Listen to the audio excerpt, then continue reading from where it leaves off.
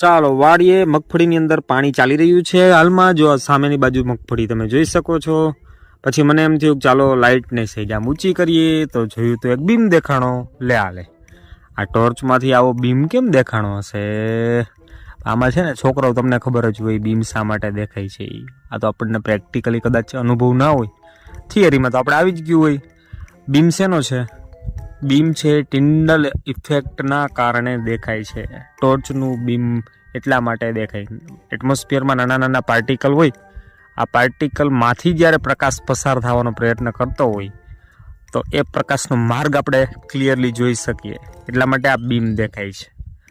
સમજાય છે? આપણે આવ્યું હતું એક્ઝામ્પલની અંદર કે જંગલની અંદર જે પાણી બાષ્પ સ્વરૂપે અંદરની બાજુ રહેલું હોય, સનલાઇટ એમાંથી પસાર થાય બે પર્ણો વચ્ચેથી નીકળીને, ત્યારે એમાં બીમ ક્રિએટ થતો હોય. અંધારું ઓરડું હોય અને બારી ખુલ્લી હોય તો એમાંથી પ્રકાશ જ્યારે અંદર પ્રવેશે તો પણ બીમ દેખાય.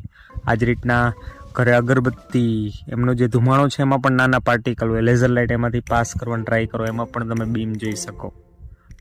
બીમ ન જોઈ તો મગફળી જુઓ.